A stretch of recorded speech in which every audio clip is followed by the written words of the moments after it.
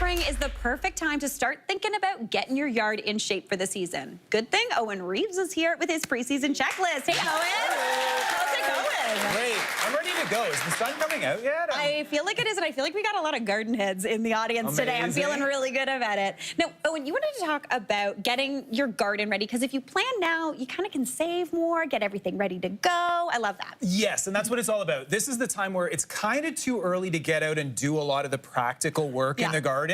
Things are, maybe you still have snow, maybe things are soaking wet still. So take the time now to plan so that when that good weather comes around, you're ready to go and actually enjoy it. You don't have to do that planning work in May. Yes. You know, get out and enjoy it. Totally. Okay, now speaking of planning, you have a little bit of a garden tool to talk about that helps us kind of get that planning done. That's right. Yeah. So we have a little technology that we can talk about now. This, yeah. So there's an app called Planter. And so for anybody who is doing an edible garden like we've got on screen here, it is really easy to do too much. And so that's the most common mistake, is people overplant. Yeah. And then you end up having maintenance challenges, things don't ripen properly. Spacing is really critical. So this is a really handy thing that you can use, very easy to use, help plan out that space. Or if you're doing an ornamental garden, same idea. It's important to consider, you buy a plant, it's this little tiny thing when it starts, but eventually it becomes gigantic. It helps you to plan the space so you don't overdo it. I love that. That tricks me every single year. I was like, this tomato plant can't grow into a giant one, and then it does. Exactly, exactly. Common mistake, so you want to avoid that. That's really important.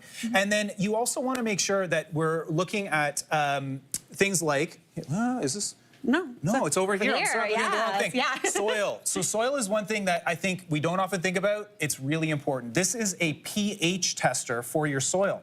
And this is an instant read device called Rapid Test. And so it has this little probe, and it works on indoor plants, also works on outdoor plants. You want to just make sure the soil is not totally dry. You need some moisture in the soil for this to work.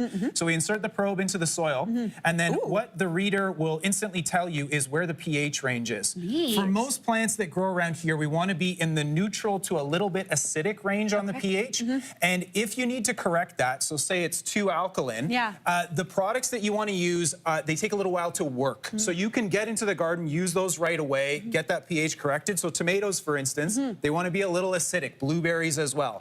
So if the soil isn't right, you can do that correction now so that by the time they're growing in the summer, they'll be happy with the soil pH. So that's a really handy tool. That's very sciencey. Yeah, I like very that. sciencey. I like that, Owen. All right, what is next? So we've got our plan, we've got that done. What are we doing next? Yeah, so maintenance is going to be a big thing, and cleaning. So cleaning your hard surfaces, great time to do that. If you want to break out the pressure washer, perfect time. Who doesn't love a pressure washer? They're so fun. You're like, this is the only cleaning that's just fun. It's very satisfying, right? Very satisfying. Great time to do that, because it might be too early to get into the garden and do that cleaning, but if you have a patio or a driveway, your fence, great time to do that cleaning.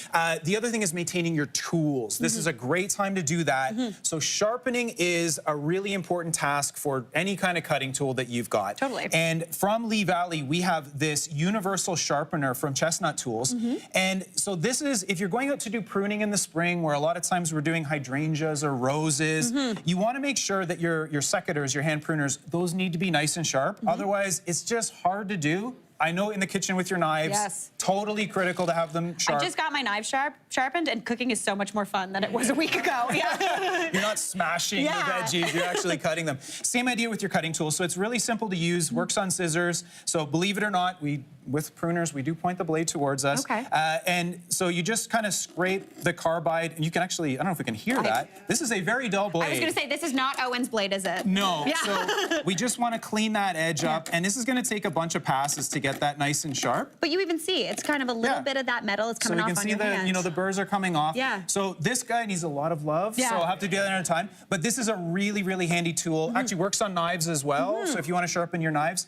And it'll make that task a lot easier on your hands. So definitely put in the time to do that. That, and also for your lawnmower. And if it is this bad, maybe you live in one of those neighborhoods where it sounds like the ice cream man's coming, but it's the knife man. Does anyone know? And you're always like, ice cream. And then when as a kid, you were like, no, that guy has knives. Get your lawnmower blade sharpened. If you have a lawnmower, that's really important. The tool will work much better. The grass will appreciate it. Do that. And if you have the guy in that ice cream truck with the sharp, stop him, get it sharpened. All right. Now, what about about when we're talking about like fences and gates? Yes, and so this is a great way to upgrade the functionality of your gate and also the security. So I think the gates are kind of the thing that tends to break when it comes to your fences. A lot of times it's the hinges. Go ahead and replace the hinges. The other thing that we can do, this is from a company called Yard Lock, which is a Canadian company, very cool.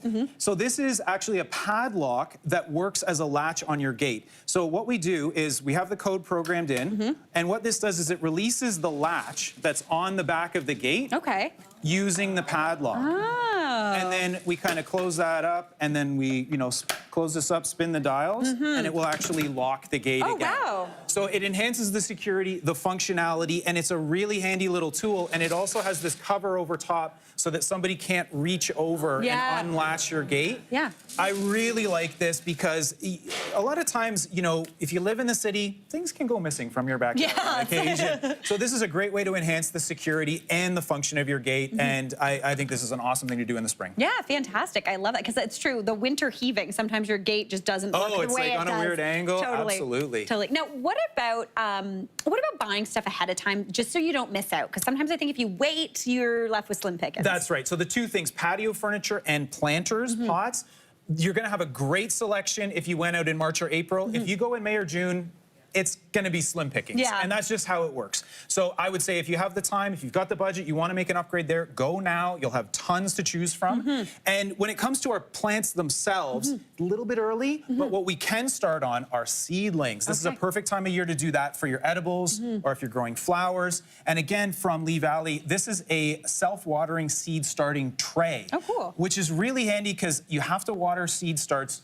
very frequently. So this helps to take some of the guesswork out of it. So you just fill the reservoir. This is a water reservoir in the bottom. And your plants go in here. So you can imagine these have soil. You get your starts in there. And what this tray does is it wicks water up from the bottom so that you don't have to actually water. And then you're not over-watering either. That's right. And this will work for multiple days, which is really handy. You don't have to be there every day. It's got a humidity dome. Really great little system. And you can go away for a weekend and you're not going to lose all your seed starts. See, that's key. Sometimes you don't want to be beholden to your seedlings. Absolutely. Am I right, everybody? It's very true. And speaking of self-watering, we have a self-watering planter also from Lee Valley there. This is key. So this is, a lot of times we have our annuals or our edibles in that. And same system, it has a water reservoir underneath. You just refill that and it wicks the water up. So if you've got one of those hot, July, August weekends, you go away, you don't come back and all your plants are dead. You don't come back to the dead tomato plant. See, I love this. This is something I need to do. And a comfortable working height. You don't have to be bent over. That's really handy as well. Last but not least. Last but not least, this is one, I love this guy. Compost. I've been trying to think about how I could compost, Owen. That's right. So this is a great way because you don't actually need a ton of space for this. It can go on a hard surface as well. So this is a compost tumbler. And a couple things about this. One, because you can rotate it very easily, this actually speeds up the composting process because it turns everything over. The other thing is because it's black plastic, if you have this in a spot in the sun, it'll heat up. That also speeds up the composting process. So this allows you to do compost. Once you kind of get your timing dialed in and the mix dialed in, you can do it in 3 or 4 months. And in a lot of cases, that would take a year, maybe even 2 years to do.